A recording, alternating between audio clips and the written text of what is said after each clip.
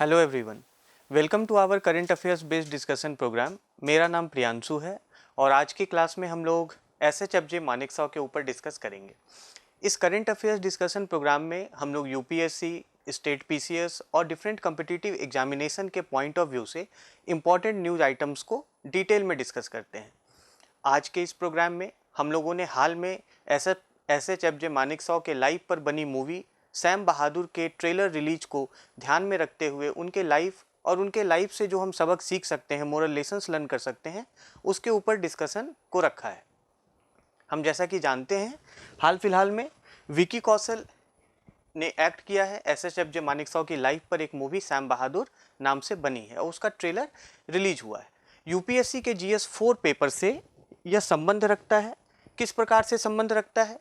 तो हम जानते हैं कि यूपीएससी के GS4 में एथिक्स इंटेग्रिटी का जो पेपर है उसमें आपको कई सारे ऐसे टॉपिक पढ़ने होते हैं जिसका संबंध इस न्यूज आइटम से हो सकता है। उदाहरण के लिए अगर हम बात करें तो पब्लिक और प्राइवेट रिलेशनशिप में एथिक्स की बात हो, ह्यूमन वैल्यूज की बात हो, lessons from the lifes and teachings of great leaders. तो हम जैसा कि जानते हैं SHFJ मानेकशॉ एक महान मिलिट्री लीडर थे, एक महान सैन्य प्रशासक थे।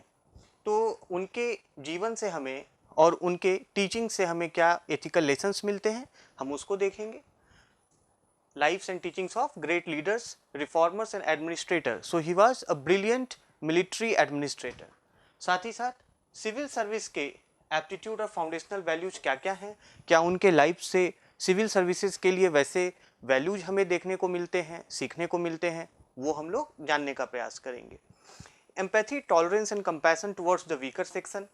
SHFJ मानेकशॉ के लाइफ में ऐसे कई इंस्टेंसेस मिलते हैं जिनमें कि हमें वीकर सेक्शंस के प्रति उनके एम्पैथी को, कंपैशन को देखने का मौका मिलता है।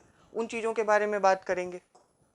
पब्लिक सर्वेंट के लिए इमोशनल इंटेलिजेंस कितना ज़रूरी है और सैम बहादुर की लाइफ से हमें कहाँ कहाँ पर इमोशनल इंटेलिजेंस का सबक मिलता है, उस पर भी चर्चा करेंगे। साथ ही ethical issues in international relation, क्योंकि उनका लाइफ एक मिलिट्री एडमिनिस्ट्रेटर का लाइफ था जिसमें कि अलग अलग देशों के साथ युद्ध और जो उससे संबंधित इंटरनेशनल रिलेशन के मुद्दों में एथिक्स की बात आती है। साथ ही साथ वर्क कल्चर, क्योंकि वो इंडियन आर्मी जैसे प्रतिष्ठित और इतने बड़े ऑर्गेनाइजेशन के हेड के भी रूप में उन्होंने कार्य किया था। तो इस तरीके से आप जब भी करंट अफेयर्स को पढ़ते हो तो अपने एग्जामिनेशन सिलेबस के डिफरेंट टॉपिक से उसे जोड़कर पढ़ने का प्रयास करें।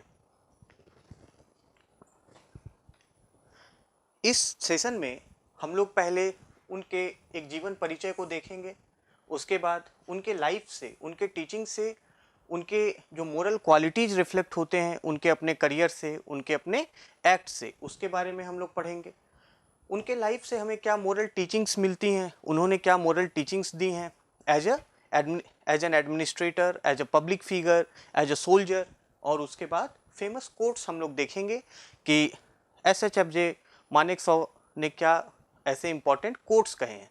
हम जानते हैं कि यूपीएससी की परीक्षा में GS पेपर 4 मेंस एग्जाम में आपसे कोट्स भी पूछे जाते हैं कि इन कोटेशन का आपके लिए क्या अर्थ है या ये आपके लिए किस प्रकार महत्वपूर्ण है, आप इन कोट से क्या समझते हैं। तो इस प्रकार के प्रश्न आपके मेन एग्जामिनेशन में पूछे जाते हैं।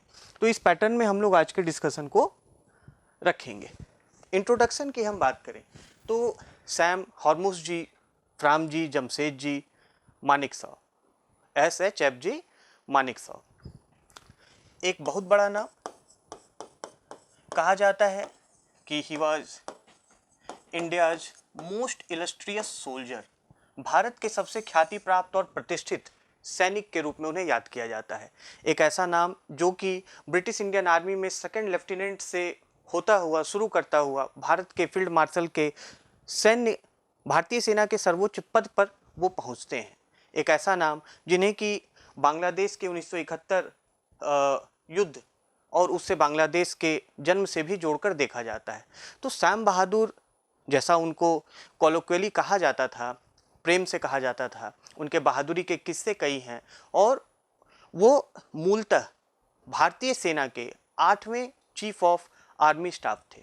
He was the 8th chief of army staff और उन्हें 1969 में भारतीय सेना के प्रमुख के रूप में पद संभालने का मौका मिला था। SHFJ Manekshaw was born in Amritsar. उनका जन्म अमृतसर में 1914 में हुआ था और उनका देहांत 2008 में तमिलनाडु के वेलिंगटन में न्यूमोनिया के कारण हो गया था। 1934 में वो भारतीय सेना, ब्रिटिश इंडियन आर्मी से जुड़ते हैं एक सेकंड लेफ्टिनेंट के रूप में और 1947 तक हम जैसा जानते हैं कि भारत उस समय ब्रिटिश राज के अधीन था। 1947 में 1947 में जब भारत को आज़ादी मिली, so Sam Manekshaw was then inducted in the Indian army.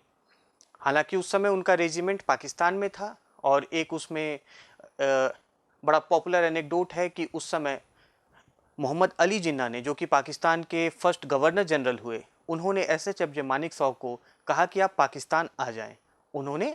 Manekshaw ने जिन्ना के इस ऑफ़र को रिफ्यूज कर दिया। तो मानेकशॉ ने कई बड़ी बड़ी लड़ाइयाँ लड़ी, 5 बड़े बड़े युद्धों में वो शामिल हुए। वो सेकेंड वर्ल्ड वॉर की बात हो या फिर 1947 में पार्टीशन के बाद इंडिया पाकिस्तान के बीच में जंग छिड़ी थी, 1965 में इंडो पाकिस्तान वॉर हो या 1971 में भारत पाकिस्तान युद्ध, जिससे कि बांग्लादेश का जन्म होता है। आपको यह जरूर मालूम होना चाहिए कि भारतीय सेना में सर्वोच्च पद फील्ड मार्शल का होता है और भारतीय सेना के इतिहास में अभी तक केवल 2 लोगों को, only 2 individuals have reached to the post of field marshal. एक SHFJ Manekshaw in the year 1973 और दूसरे KM करियप्पा। तो इन्हीं 2 लोगों को आज तक फील्ड मार्शल की पदवी मिली है। मानेकशॉ को मुख्य रूप से इंडियन आर्मी के मॉडर्नाइजेशन, आधुनिकीकरण के लिए भी जाना जाता है और भारत की 1971 पाकिस्तान के साथ लड़ाई में जीत का भी उन्हें शिल्पकार कहा जाता है, आर्किटेक्ट कहा जाता है। उन्होंने अपने जीवन में मिलिट्री लीडरशिप और करेज का एक ऐसा मिसाल प्रस्तुत किया, एक ऐसा एपिटोम उन्हें माना जाता है कि उनकी मिसाल आज भी सेना के लिए और देश के लिए, नौजवानों के लिए, सभी के लिए एक प्रेरणा का स्रोत है। ये उनका एक जीवन परिचय है। आप अगर चित्रों में देखें तो मानेकशॉ ने एक सैन्य अधिकारी के रूप में 1969 में वह भारतीय सेना के प्रमुख बनते हैं और उनके ही सेना प्रमुख के रूप में कार्यकाल के दौरान 1971 में जब भारत और पाकिस्तान के बीच में जंग छिड़ती है, बांग्लादेश जो कि पहले पूर्वी पाकिस्तान था और फिर पूर्वी पाकिस्तान टूटकर बांग्लादेश बना, तो उस समय श्रीमती इंदिरा गांधी जो तत्कालीन प्रधानमंत्री थी और सैम मानेकशॉ, इन दोनों के नेतृत्व में, सैम मानेकशॉ का सैन्य नेतृत्व और श्रीमती इंदिरा गांधी का राजनीतिक नेतृत्व, इन दोनों के नेतृत्व में भारत ने पाकिस्तान पर शानदार विजय प्राप्त की। और आप देखें कि पाकिस्तान को अनकंडीशनल सरेंडर के लिए बाध्य कर दिया। पाकिस्तान को अनकंडीशनल सरेंडर करना पड़ा और उसके 94,000 सैनिकों ने आत्मसमर्पण कर दिया, अपने शस्त्र गिरा दिए। आप देख सकते हैं कि पाकिस्तानी सैनिक, उन्होंने अपने शस्त्रों को समर्पित कर दिया, उन्होंने सरेंडर कर दिया विदाउट एनी कंडीशन और भारत की इस युद्ध में कंक्लूसिव विक्ट्री हुई, निर्णायक जीत जिसे कहते हैं। इतनी बड़े जीत के शिल्पकार के रूप में इसका श्रेय SHFJ मानेकशॉ को गया और उन्हें 1 जनवरी 1973 को भारतीय सेना के सर्वोच्च डेजिग्नेशन फील्ड मार्शल की उपाधि से सम्मानित किया गया। फील्ड मार्शल जीवन में कभी रिटायर नहीं होते और वो इंडियन आर्मी का सबसे सुप्रीम डेजिग्नेशन है। So in the year 1973 he was designated as field marshal. तो ये उनके इंट्रोडक्शन की बात हो गई और जैसा कि आप लोगों ने चित्रों में भी देखा कि SHFJ मानेकशॉ का करियर काफ़ी लंबा रहा, 40 साल से ज़्यादा का उनका सैन्य करियर रहा। अब हम उनके अगर मोरल क्वालिटीज़ के बारे में बात करें, एक सैनिक के रूप में, एक सैन्य प्रशासक के रूप में उनकी मोरल क्वालिटीज़ क्या क्या थी। सबसे पहले तो उनके साहस के, उनके बहादुरी के किस्से बहुत आम हैं। So courage and valour was his most significant moral quality. एक सैन्य जनरल के रूप में, मिलिट्री जनरल के रूप में उन्होंने अदम्य साहस का परिचय दिया था और साथ ही साथ उनमें ह्यूमर भी बहुत था। मतलब उनमें हमेशा एक ह्यूमरस एटीट्यूड था अपने काम को लेकर, अपनी लाइफ को लेकर। So the first moral quality we learn from the life of Manekshaw is courage with humour. Courage with humour. 1942 के विश्व युद्ध के दौरान एक वाकये की बात करें तो बर्मा में, जो कि अभी जिसे म्यांमार कहा जाता है, 1942 में जापान की सेना के साथ लड़ते हुए सैम मानेकशॉ को 7 गोलियां लगी थीं और शरीर 7 गोलियों से, शरीर में जो प्रमुख अंग थे सभी गोलियों से छेद दिए गए थे। इतनी इंजरी होने के बावजूद भी जब किसी तरह से उनके साथी ने उन्हें कैंप हॉस्पिटल में एक डॉक्टर के पास ले गए उनके इलाज के लिए, तो डॉक्टर ने सोचा कि वो जैसी हालत में हैं, वो जितने घायल हैं, अब उनका बचना मुमकिन नहीं है। लेकिन जब उन्होंने सैम बहादुर से बात की तो पूछा कि आपकी ये हालत कैसे हुई, उन्होंने अपने ह्यूमरस साइड का परिचय देते हुए कहा कि अ डंकी किक्ड मी। तो इस बात को सुनकर डॉक्टर ने सोचा कि ऐसे व्यक्ति को बचाना बहुत ज़रूरी है। इसी घटना के कारण एसएचएफजे मानेकशॉ को मिलिट्री क्रॉस, जो कि ब्रिटिश आर्मी का एक अलंकरण होता है, वहीं पर फील्ड में ही उनके सीनियर अधिकारी ने पहना दिया, क्योंकि जो मिलिट्री क्रॉस का जो सम्मान है वो किसी मरणोपरांत व्यक्ति को नहीं मिलता, वो पॉस्टमस अवार्ड नहीं होता है। तो उनके वीरता के इस प्रकार के किस्से आपको उनके करियर में कई सारे मिलते हैं। दूसरी चीज़ है कि उनमें highest level of professional competence था। जब हम सिविल सर्विस या एक पब्लिक सर्वेंट के क्वालिटीज़ की बात करते हैं तो हम ये एक्सपेक्ट करते हैं कि वो करेजियस हों, उनमें प्रोफेशनल कॉम्पिटेंस हो। तो मानेकशॉ के लाइफ में आपको हाईएस्ट ऑर्डर का प्रोफेशनल कॉम्पिटेंस दिखता है। और ये किस तरीके से दिखता है? प्रोफेशनल कॉम्पिटेंस का अर्थ होता है व्यावसायिक क्षमता या दक्षता। आप जिस किसी भी प्रोफेशन में हो, आप जिस किसी भी कार्य में हो, उसमें आपको कॉम्पिटेंट होना काफ़ी ज़रूरी है। और ख़ासकर ये बात पब्लिक सर्वेंट, सिविल सर्वेंट्स के मामले में अधिक लागू होती है, क्योंकि उन्हें इम्पॉर्टेंट पब्लिक इशूज को डील करना होता है। तो एक सिविल सेवक या एक सिविल सर्विस एस्पिरेंट मानेकशॉ के लाइफ से इस चीज़ को भी सीख सकता है। प्रोफेशनल कॉम्पिटेंस की अगर हम बात करें तो पोस्ट पार्टीशन भारत पाकिस्तान के बीच में जो संघर्ष हुआ था और पोस्ट पार्टीशन जो भी इशूज डेवलप हुए थे, उसको एक सैन्य कमांडर के रूप में, एक सैन्य प्रशासक के रूप में मानेकशॉ ने बखूबी संभाला था। उन्होंने उस समय हाईएस्ट मिलिट्री स्ट्रेटजी और लीडरशिप का परिचय देते हुए पोस्ट पार्टीशन में जो भी इशू उपजे थे सबको संभालने का काम किया था। साथ ही मिजोरम और उत्तर पूर्व के अन्य राज्यों में जो उग्रवादी हिंसा हो रही थी उसको भी कंट्रोल करने में मानेकशॉ ने अपनी मिलिट्री स्ट्रेटजी और लीडरशिप एक्यूमेन का परिचय दिया था। तो प्रोफेशनल कॉम्पिटेंस यहाँ पर से सिविल सर्विस एस्पिरेंट्स और पब्लिक सर्वेंट्स उनके लाइफ से एक बात जो है वो हमें मोरल क्वालिटी समझ में आती है। दूसरी चीज़ है उनके करियर में ऑब्जेक्टिविटी और फियरलेसनेस।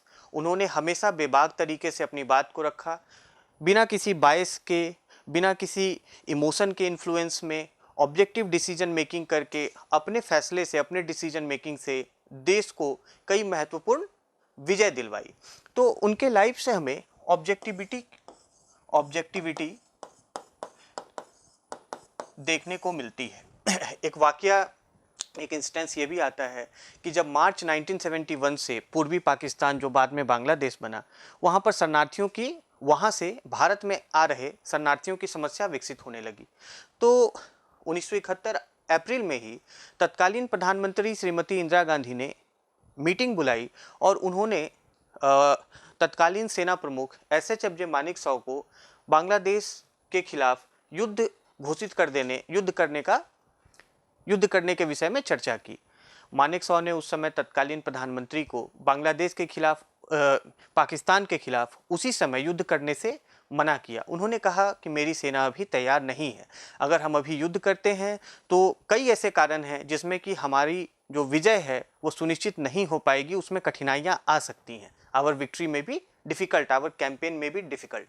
कई सारे उन्होंने कारण बताए कि मॉनसून आने वाला है, साथ ही साथ मोबिलिटी की इशू हो सकती है। उन्होंने ग्रेन शॉर्टेज तक की बात की कि अगर हम ट्रेन्स जो कि ट्रूप के मोबिलाइजेशन में अगर लगा दिए जाएंगे तो उससे देश भर में अनाजों को डिस्ट्रीब्यूट करने में कठिनाई आएगी और ग्रेन शॉर्टेज क्रिएट हो सकता है। उन्होंने बात की कि मानसून के समय जो पूरे इंडियन सब कॉन्टिनेंटल प्लेन है वो पूरा एक विशाल वाटर बॉडी की तरह हो जाता है, जिसमें कि ट्रूप्स को मूव करना डिफ़िकल्ट होता है। उन्होंने प्रधानमंत्री को ये भी बताया कि चीन भी अपने तरफ से यूनिलैटरल एक्शन अभी ले सकता है, तो हमें तमाम तैयारियां करके ही फिर पाकिस्तान के ऊपर चढ़ाई करनी चाहिए। तो इस तरीके से प्रधानमंत्री के कहने पर भी अपने ऑब्जेक्टिव डिसीजन मेकिंग का परिचय उन्होंने उस मामले में दिया। और हम देखते हैं कि जब बाद में पाकिस्तान पर भारतीय सेना ने हमला किया तो उसमें हमें कंक्लूसिव विक्ट्री मिली, जो कहीं ना कहीं मानेकशॉ के एक ऑब्जेक्टिव डिसीजन मेकिंग और क्लैरिटी के कारण संभव हो पाया। तो हमें उनके लाइफ से ऑब्जेक्टिविटी जैसे मोरल क्वालिटीज देखने के लिए मिलते हैं। आप देखें कि 1971 का युद्ध, जिसमें एक देश का जन्म होता है, पूरी इंटरनेशनल कम्युनिटी उससे आश्चर्यचकित हो जाती है इंडियन आर्मी के वैलर को, उसके अचीवमेंट को देखकर। ऐसे में मानेकशॉ का कद काफ़ी ज़्यादा बढ़ गया था। उनका कद इतना बढ़ गया था कि ऐसे कयास लगाए जाने लगे थे कि कहीं वो मिलिट्री टेक ओवर न कर लें लोकतांत्रिक सरकार के ऊपर। ऐसा लगने लगा था कि वो इंदिरा गांधी को सत्ता से बेदखल कर यहाँ पर सैन्य शासन स्थापित करने की योजना बना रहे हैं। ये चर्चा इतनी ज़्यादा होने लगी कि बाद में फिर इंदिरा गांधी तक को सैम मानेकशॉ को बुलाकर इस विषय में स्पष्टता लेनी पड़ी, स्पष्टीकरण लेना पड़ा कि क्या आप सच में ऐसा चाहते हैं। मानेकशॉ ने बहुत स्पष्ट तरीके से अपनी बात रखी कि I have no intention not even a thought of getting involve in politics और taking over till I command my army without interference. जब तक मैं अपनी सेना का बिना हस्तक्षेप के साथ कमांड करता रहूँगा, तब तक मुझे राजनीति में शामिल होने का या कोई सैन्य तख्तापलट करने की मेरे कोई मंशा नहीं है और ना ही मेरे दिमाग में ऐसा कोई विचार है। तो इतने स्पष्ट तरीके से जो एक मिलिट्री डिसिप्लिन है, अपने ग्लोरी के पीक पर भी पहुंचकर उन्होंने डिसिप्लिन का और जो संवैधानिक व्यवस्था सरकार की भारत में बनी हुई है उसको बनाए रखने का कार्य किया। तो हम कह सकते हैं कि रिस्पेक्ट फॉर कॉन्स्टिट्यूशनल इथोज हमें उनके करियर में दिखता है। रिस्पेक्ट फॉर कॉन्स्टिट्यूशनल इथोज, क्योंकि कॉन्स्टिट्यूशनल इथोज क्या है? A democratic form of government. Military government तो इंडिया का कॉन्स्टिट्यूशन प्रोवाइड नहीं कराता, तो जो संवैधानिक सिद्धांत हैं उनको बनाए रखना हमें उनके जीवन से सीखने को मिलता है। मिलिट्री लीडरशिप की क्वालिटी उनमें थी। जब 1971 में भारत की विजय हुई तो तत्कालीन प्रधानमंत्री श्रीमती गांधी ने सैम मानेकशॉ को कहा कि आप ढाका जाएं और वहां पर जो पाकिस्तानी सैनिक सरेंडर कर रहे हैं तो आप वहां पर उपस्थित हों। सैम मानेकशॉ ने कहा कि नहीं, ये जो क्रेडिट है ईस्टर्न कमांड के कमांडर श्री जगजीत सिंह अरोड़ा का है और ये श्रेय उनको मिलना चाहिए, वो ही वहाँ पर उपस्थित होंगे। तो वो ढाका नहीं गए और अपने सबऑर्डिनेट ऑफिसर को वहाँ पर उपस्थित रहने के लिए कहा, जो कि एक लीडरशिप क्वालिटी को रिफ्लेक्ट करता है कि एक ऑर्गेनाइजेशन का, एक इंस्टीट्यूशन का लीडर, उसमें इतना लार्ज हार्टेडनेस होना चाहिए कि वो अपने सबऑर्डिनेट को ड्यू क्रेडिट लेने के लिए हमेशा उसे आगे बढ़ाए और अपने आप को पीछे रखे। तो ये चीज जो है exemplary leadership quality, exemplary leadership quality, ये उनके जीवन से हम समझ सकते हैं। लगभग 94,000 पाकिस्तानी सैनिक युद्धबंदी बना लिए गए थे, प्रिजनर्स ऑफ वॉर, और मानेकशॉ उस समय भारतीय सेना के प्रमुख थे। जिस तरीके से उन्होंने सुनिश्चित किया कि जो युद्धबंदी हैं उनका सैन्योचित, उनका प्रॉपर उनके साथ भारतीय सेना व्यवहार करे, उन्होंने उनके खाने पीने रहने की उचित व्यवस्था को सुनिश्चित किया। साथ ही यह भी कि उन्हें अपने धर्म के अनुसार आचरण करने की छूट मिले। उन्हें कुरान दी जाती थी पढ़ने के लिए और साथ ही साथ अपने घरों से जो उन्हें चिट्ठियाँ या पार्सल प्राप्त होते थे वो सभी सुविधाएं उन्हें दी जाती थी। ऐसा, और उनके इन कार्यों की प्रशंसा न केवल भारत में बल्कि पाकिस्तान और अन्य देशों में भी होती थी। तो उस समय युद्धबंदी, जो कि प्रिजनर ऑफ वॉर रिलेटिवली कमज़ोर स्थिति में थे, वो वीक थे, उनके ऊपर किसी भी प्रकार का व्यवहार किया जा सकता था, लेकिन मानेकशॉ ने एक लीडर के रूप में ये इंश्योर किया कि उनके साथ कंपैशनेट बिहेवियर किया जाए, उनके साथ एम्पैथी दिखाई जाए। तो हम उनके लाइफ से कंपैशन और एम्पैथी को भी उनके करियर में पाते हैं, कंपैशन एंड एम्पैथी। अपनी पत्नी के साथ, उनकी पत्नी सिलू बोडे, उनके साथ मिलकर उन्होंने शहीदों की विधवाओं के अधिकारों को सुनिश्चित करने के लिए, उनके राइट्स को इंश्योर करने के लिए, उनके वेलफेयर के लिए भी काफ़ी कार्य किए।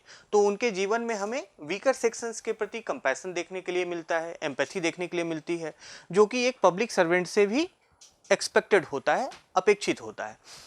आगे अगर हम उनके जीवन की चर्चा करें तो आप देखेंगे कि उन्होंने अपने देश के प्रति कंप्लीट कमिटमेंट और डेडिकेशन को शो किया।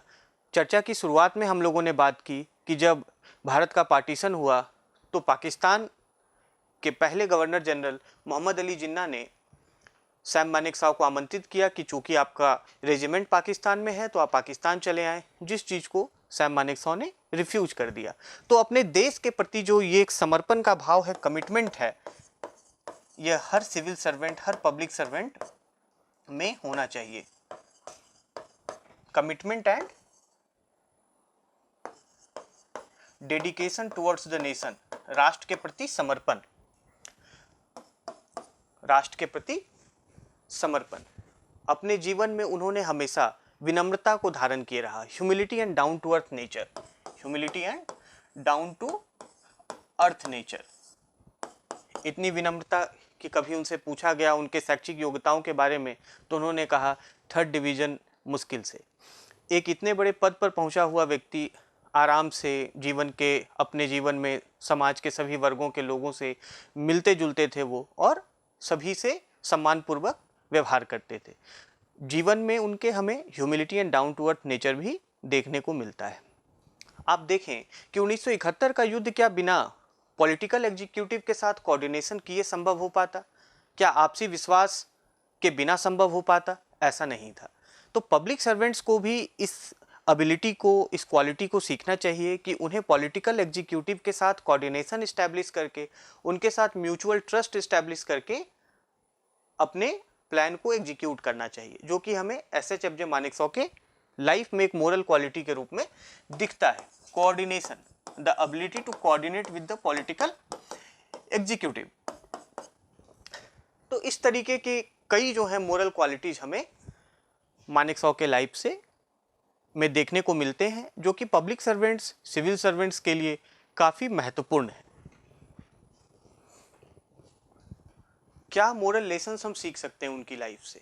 ये तो उनके मोरल क्वालिटीज़ थे, तो उनके लाइफ से हमें क्या मोरल लेसन्स मिल सकते हैं? क्या मोरल टीचिंग्स थी उनकी? उन्होंने क्या मोरल लेसन्स दिए? इसके बारे में अगर हम बात करें, 1998 में उन्होंने एक आयोजन में, एक लेक्चर में लीडरशिप के ऊपर काफ़ी महत्वपूर्ण बातें की थी। उन्होंने कहा था कि लीडरशिप क्या होती है, लीडरशिप के कंपोनेंट क्या होने चाहिए, डिसिप्लिन क्या होती है, कैरेक्टर क्या होता है। तो जो मोरल लेसन्स उन्होंने दिए, हम उसके बारे में अगर बात करें, चूंकि वो एक हाईएस्ट ऑर्डर के ब्रिलियंट मिलिट्री एडमिनिस्ट्रेटर और लीडर थे, तो उन्होंने लीडरशिप के इम्पॉर्टेंट एसेंशियल कंपोनेंट्स के बारे में बात की। उन्होंने कहा कि एक अच्छा लीडर वही हो सकता है जिनमें कि कई गुण होने चाहिए, जो उन्होंने अपने लेक्चर में बताया। SH मानेकशॉ का लेक्चर लीडरशिप पर विभिन्न ऑनलाइन प्लेटफॉर्म्स पर भी उपलब्ध है, यूट्यूब पर भी उनका लेक्चर उपलब्ध है। मेरा आग्रह आप सभी से है कि आप उनके लेक्चर को पूरा सुने। वह एक तरीके से लीडरशिप और पब्लिक सर्विस वैल्यूज के लिए एक खजाने की तरह कार्य करेगा, और आपको अपने भी जीवन में उन आदर्शों को शामिल करने का प्रयास करना चाहिए। तो लीडरशिप के विषय में बात करते हुए उन्होंने कहा कि कोई भी अगर एक बेहतर लीडर बनना चाहता है या चाहती हो, तो उसमें पहली चीज़ जो होनी चाहिए वो है professional knowledge and professional competence. पहली चीज क्या है? प्रोफेशनल नॉलेज,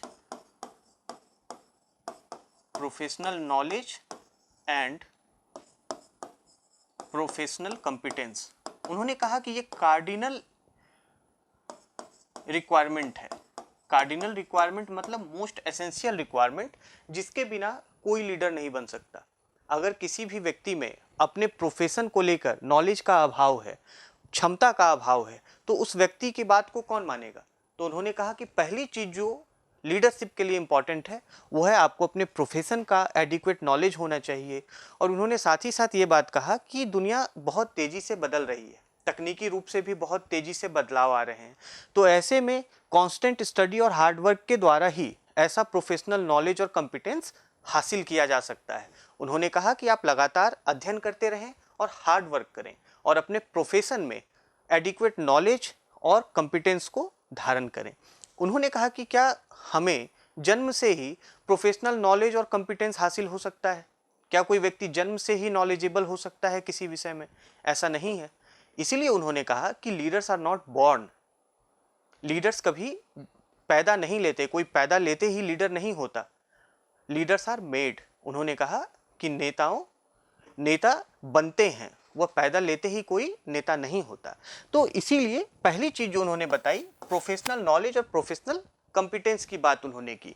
दूसरी चीज उन्होंने कहा कि आप अपने अंदर वैसी क्षमता विकसित करें कि आप सही फैसले ले सकें। Ability to make up your mind to make decisions. तो दूसरी चीज जो उन्होंने कही, डिसीजन मेकिंग। लीडरशिप के लिए इंपॉर्टेंट है डिसीजन मेकिंग, और साथ ही साथ आपने जो फैसले लिए हैं उसको लेकर आप पूरी तरीके से अपने आप को रिस्पॉन्सिबल रखिए। उन फैसलों की आप पूरी रिस्पॉन्सिबिलिटी लीजिए। दूसरी जो इंपॉर्टेंट बात उन्होंने लीडरशिप के लिए बताई कि आपको अपने माइंड को डिसीजंस लेने के लिए तैयार रखना है, उसके लिए योग्य बनाना है, और साथ ही साथ अपने लिए गए फैसलों को के लिए फुल रिस्पॉन्सिबिलिटी लेनी है। उन्होंने कहा कि आप किसी भी फैसले को अपने कलीग पर या अपने सबऑर्डिनेट पे मत छोड़िए, आप फैसले लीजिए। उन्होंने एक इम्पॉर्टेंट यहाँ पर यह भी बात कही कि an act of omission is worse than act of commission. कोई चीज मतलब गलती करने से भी बुरा है कुछ ना करना। अगर आप कुछ नहीं कर रहे हैं तो ये बहुत ही बुरी बात है। आप भले ही करें और गलती करें, वो बेहतर है। कुछ नहीं करना सबसे बुरी बात है। तो उन्होंने कहा फैसले लीजिए और उसकी पूरी रिस्पॉन्सिबिलिटी भी धारण कीजिए। तीसरी बात उन्होंने लीडरशिप के लिए जो कहा कि एब्सोल्यूट ऑनेस्टी होनी चाहिए एक लीडर में। एब्सोल्यूट ऑनेस्टी होनी चाहिए, ईमानदारी होनी चाहिए, फेयरनेस होना चाहिए, और साथ ही साथ जस्टिस का भाव होना चाहिए। उसके अंदर न्याय की भावना होनी चाहिए एक नेता में। ऐसा क्यों कहा उन्होंने? इसलिए क्योंकि we are dealing with people. जो लीडर्स होते हैं, लीडर का मतलब केवल पॉलिटिकल लीडर्स नहीं, किसी भी फील्ड में जो अपने ऑर्गेनाइजेशन को, लोगों को लीड करते हैं, so they should have absolute honesty. उनमें ईमानदारी एब्सोल्यूट होनी चाहिए, उनमें फेयरनेस का भाव होना चाहिए और न्यायपूर्णता की भावना होनी चाहिए। इसलिए क्योंकि we are dealing with people and lives of people. Leaders के फैसले से कई सारे लोगों का जीवन प्रभावित होता है, और एक फैसले से लाखों लोगों का अगर जीवन प्रभावित हो तो आप में इन वैल्यूज़ का होना बहुत आवश्यक है। तो लीडरशिप के लिए तीसरी इंपॉर्टेंट बात उन्होंने कही कि ऑनेस्टी, फेयरनेस और जस्टिस एसेंशियल है। फिर उन्होंने कहा कि मोरल और फिजिकल करेज एक लीडर में होना चाहिए। Moral and physical courage, moral and physical courage. Moral courage को मानेकशॉ ने परिभाषित किया, the ability to distinguish between right and wrong. सही और गलत के बीच में भेद करने की क्षमता ही नैतिक साहस है। उन्होंने कहा कि मोरल करेज क्यों जरूरी है? मोरल करेज इसलिए जरूरी है क्योंकि जो पब्लिक सर्वेंट्स होते हैं, सिविल सर्वेंट्स होते हैं, उनके लिए सरकारों की तरफ से ट्रिमेंडस प्रेशर होता है, अपने कलीग्स का प्रेशर होता है, परिवारों का प्रेशर होता है। तो वो ट्रिमेंडस प्रेशर झेल रहे होते हैं, और बिना नैतिक साहस के कोई भी अधिकारी, कोई भी लीडर अपने कॉन्स्टिट्यूशनल ड्यूटी को फुलफिल नहीं कर पाएगा। इसीलिए moral courage is essential. Physical courage उन्होंने क्यों कहा? फिजिकल करेज उन्होंने इसलिए कहा कि कोई भी व्यक्ति फियर को रिफ्लेक्ट ना करे। आप इतने ज़्यादा साहसी हों कि आप फियर को रिफ्लेक्ट ना करें। हर कोई डरता है, भय सब में होता है, परंतु उन्होंने कहा कि it is one thing to be frightened and it is another thing to show fear. भयभीत हो जाना एक बात है और भय को दिखाना दूसरी बात है। अगर कोई व्यक्ति स्वयं से भय को प्रकट करता है, अगर फियर को रिफ्लेक्ट करता है, तो क्या वो लोगों को कमांड कर सकता है? तो मानेकशॉ ने कहा कि नहीं, फिजिकल करेज भी एसेंशियल है और फियर को रिफ्लेक्ट नहीं करना है। तो सैम मानेकशॉ ने लीडरशिप के एक एसेंशियल एट्रीब्यूट के रूप में मोरल और फिजिकल करेज को बताया। उन्होंने कहा कि आवश्यक नहीं है कि आपके कलीग क्या सोच रहे हैं, आपके सबऑर्डिनेट क्या सोच रहे हैं। जरूरी ये है कि आप सही और गलत के बीच में डिस्टिंग्विश करने की, भेद करने की क्षमता रखते हैं या नहीं, और जो चीज़ आपको सही लगती हो या गलत लगती हो वैसा समझकर आप उसे बोल पा रहे हैं या नहीं, आपको बोलने का साहस है कि नहीं। तो यह मोरल करेज एक लीडर में होना चाहिए। उसके बाद एक इम्पॉर्टेंट एट्रीब्यूट के रूप में उन्होंने कहा कि लीडरशिप के लिए लॉयल्टी का होना काफ़ी आवश्यक है। लॉयल्टी क्या होती है? लॉयल्टी का अर्थ होता है निष्ठा। उन्होंने कहा कि एक लीडर को भी अपने जूनियर्स, सबऑर्डिनेट्स के प्रति निष्ठावान होना चाहिए। ये एक टू वे प्रोसेस है। लॉयल्टी हमेशा जूनियर्स की सीनियर्स को नहीं होनी चाहिए, सीनियर्स को भी अपने जूनियर्स के प्रति लॉयल होना चाहिए। तो कितनी बड़ी बात उन्होंने कही कि एक अच्छा लीडर वही हो सकता है जिनमें ये सभी क्वालिटीज हों, ये सभी एट्रीब्यूट्स हों। उनके और मोरल टीचिंग्स की बात करें तो उन्होंने डिसिप्लिन के बारे में बात की है। उन्होंने डिसिप्लिन के बारे में बताया है। हम जानते हैं कि पब्लिक सर्वेंट्स के लिए डिसिप्लिन एक इम्पॉर्टेंट एट्रीब्यूट है। मानेकशॉ ने डिसिप्लिन को परिभाषित करते हुए कहा कि discipline is a conduct and behaviour for living a decent life with one another in society. Discipline या अनुशासन क्या है? कि समाज में एक दूसरे के साथ एक डिसेंट जीवन जीने के लिए, एक सभ्य जीवन जीने के लिए जो आचरण और व्यवहार है उसे ही उन्होंने अनुशासन कहा। समाज में एक दूसरे के साथ सभ्य जीवन जीने के लिए जो आचरण या व्यवहार किए जाने चाहिए उसी को उन्होंने अनुशासन कहा। उन्होंने कहा कि यह कोड ऑफ कंडक्ट हमें सरकार नहीं देता। ये कोड ऑफ कंडक्ट पुरातन समय से, इमेमोरियल टाइम से माता पिताओं के द्वारा बच्चों को ट्रांसफ़र किए जा रहे हैं। और ऐसे कोड ऑफ कंडक्ट हमें अपने होली स्क्रिप्चर्स में मिलते हैं, अपने पवित्र ग्रंथों में मिलते हैं, गीता, बाइबल, कुरान में मिलता है, गुरु ग्रंथ साहिब में मिलता है। उन्होंने कहा कि हमें अपने अंदर डिसिप्लिन को विकसित करना चाहिए। एक उदाहरण के रूप में उन्होंने पंक्चुअलिटी की बात की कि बिना पंक्चुअलिटी के एक डिसेंट और डिसिप्लिन लाइफ संभव नहीं है। उन्होंने कहा कि lack of punctuality is prejudicial to a decent and discipline life. एक अच्छे जीवन के लिए पंक्चुअल होना आवश्यक है। तो उन्होंने डिसिप्लिन को इस तरीके से बताया। चरित्र की बात करें, मानेकशॉ के अनुसार कैरेक्टर क्या होता है? उन्होंने कहा कि कैरेक्टर का अर्थ केवल ऑनेस्ट होना, ट्रूथफुल होना, रिलीजियस होना नहीं है। केवल ईमानदारी, सत्यवादी होना, धार्मिक होना ही चरित्रवान होना नहीं है। उनके अनुसार कैरेक्टर इससे भी कुछ बढ़कर अधिक है। मानेकशॉ ने कहा कि character is about knowing yourself. अपने आप को जानना चरित्र है। अपनी कमियों को जानना, अपने फॉल्ट्स को, अपने वीकनेसेस को, अपनी कमजोरियों को जानना ही कैरेक्टर है। तो इस तरीके से उन्होंने इम्पॉर्टेंट मोरल वैल्यूज के बारे में अपने विचार को प्रस्तुत किया और उनके इन विचारों से एक पब्लिक सर्वेंट, एक civil servant important moral lessons learn कर सकते हैं। हमारे एग्जाम में चूंकि इम्पॉर्टेंट लीडर्स, रिफॉर्मर्स और एडमिनिस्ट्रेटर्स के कोट्स भी आते हैं, तो ऐसे चैप्टर मानेकशॉ ने जो इम्पॉर्टेंट कोट्स कहे हैं, जो अपने विचारों के रूप में फेमस कोटेशंस इनके हैं, उनको हम अगर देखें, उन्होंने कहा कि a yes man is a dangerous man. हमेशा हाँ में हाँ मिलाने वाला व्यक्ति खतरनाक व्यक्ति होता है।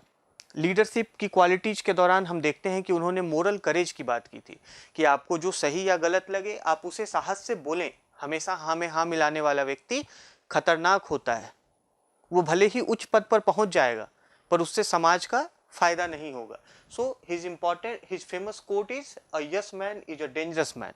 कोटेशन जब पेपर 4 में, इथिक्स के पेपर में पूछा जाता है तो आपसे उन कोटेशंस का प्रेजेंट कंटेक्स्ट में रेलेवेंस या मीनिंग पूछा जाता है कि वर्तमान संदर्भ में उसका क्या प्रासंगिकता है, महत्व है, उसका अर्थ क्या है, या आप इन कोटेशन से क्या समझते हैं।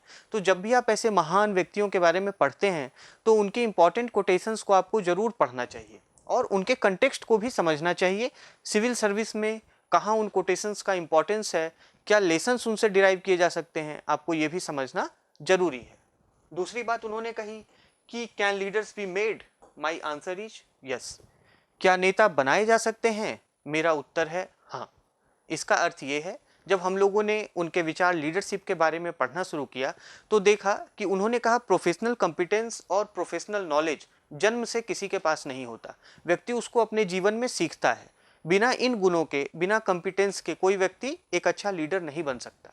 इसलिए उन्होंने कहा कि क्या लीडर्स बनाए जा सकते हैं? उन्होंने कहा बिल्कुल हाँ, मेरा उत्तर है हाँ, वे बनाए जा सकते हैं। और इसी क्रम में उन्होंने एक अगला इंपॉर्टेंट कोट जो कहा है कि गिव मी अ मैन और a women with a common sense and decency and I can make a leader out of him or her। आप मुझे कोई भी महिला या पुरुष कॉमन सेंस जिसमें हो, जिसमें डिसेंसी हो, आप वैसा एक व्यक्ति मुझे दें और मैं उस व्यक्ति से एक नेता बना सकता हूँ, उस व्यक्ति से एक नेता बना सकता हूँ। तो उनके अनुसार एक नेता में कोई भी व्यक्ति जिसमें कॉमन सेंस है और डिसेंसी है, एक सामान्य समझ है और डिसेंसी है, सभ्यता है, वह नेता बन सकता है। तो यहाँ पर से आपको लीडरशिप के लेसन्स भी मिलते हैं। आप इन इम्पॉर्टेंट कोट्स को अपने आंसर्स में, पेपर 4 में या एसे में इस्तेमाल कर सकते हैं। दूसरी जो उन्होंने इम्पॉर्टेंट बात कही, an act of omission is much worse than an act of commission. जब हम लोग बात कर रहे थे उनके लीडरशिप के ऊपर विचार को लेकर, तो उन्होंने कहा कि डिसीजन मेकिंग के लिए अपने आप को सक्षम बनाना एक नेता के लिए बहुत ज़रूरी है। Ability to make decisions, to prepare your mind to make decisions. उन्होंने कहा कि कुछ करके गलती कर देना ज़्यादा बेहतर है कुछ नहीं करने से। कुछ नहीं करना गलती करने से भी बदतर है। उन्होंने कहा कि an act of omission is much worse than an act of commission. Act of omission का मतलब कुछ नहीं करना, कोई फैसला नहीं करना, और एक्ट ऑफ कमीशन का मतलब आपने कोई अगर कृत्य किया और अगर उसके कारण कोई गलती हो गई तो वो बेहतर है कुछ नहीं करने से। इसलिए उनका एम्फेसिस क्या चीज़ पर था? एक्शन पे था, डिसीजन मेकिंग पर था। और उनका एक इम्पॉर्टेंट कोट ये भी है कि it is one thing to be frightened, it is quite another to show fear. भयभीत हो जाना एक चीज़ है और भय दिखाना दूसरी चीज़ है। ये बात उन्होंने फिर लीडरशिप के कंटेक्स्ट में जो कही थी, फिजिकल करेज के संबंध में, कि अगर कोई व्यक्ति फियर को शो करता हो तो वो कभी भी लोगों को कमांड नहीं कर सकता, क्योंकि खुद डरा हुआ व्यक्ति दूसरों को क्या कमांड करेगा, दूसरों को क्या दिशा दिखाएगा, दूसरों को क्या नेतृत्व देगा। तो उन्होंने कहा कि भयभीत हम सभी होते हैं। It is one thing to be frightened, एक बात है, डर जाना एक चीज़ है और भय दिखाना अलग चीज़ है। इसलिए उन्होंने कहा कि एक लीडर को कभी भी अपने इमोशंस को, विशेषकर भय को दिखाना नहीं चाहिए, अन्यथा वो अपने जो अधीनस्थ हैं या लोगों का सम्मान खो देगा, वे उसकी बात को नहीं मानेंगे। तो ये इंपॉर्टेंट कोटेशंस हैं जो कि उन्होंने कही थी। और उन्होंने अपने जीवन के अंतिम समय तमिलनाडु में वेलिंगटन के एक अस्पताल में बिताए। वो निमोनिया से ग्रस्त हो गए थे और ऐसा कहा जाता है कि उनके जो लास्ट वर्ड्स थे, उनके जो अंतिम शब्द थे अपने जीवन के, वह थे आई एम ओके, मैं ठीक हूँ। तो आज जो हम लोगों ने इस चर्चा में बात की, भारत के one of the most illustrious and most respected soldiers Shri SHFJ Manekshaw, Shri Sam ji, Hormusji, Framji, Jamshedji Manekshaw, पूरा देश इनके लिए कृतज्ञ है। और इनके एक एक्सटेंसिव मिलिट्री करियर से जो इम्पॉर्टेंट मोरल लेसन्स हमें मिलते हैं, वो हर पब्लिक सर्वेंट के लिए, हर सिटीजन के लिए अपने जीवन में शामिल करना बहुत ही अनिवार्य है। Thank you so much for joining this discussion.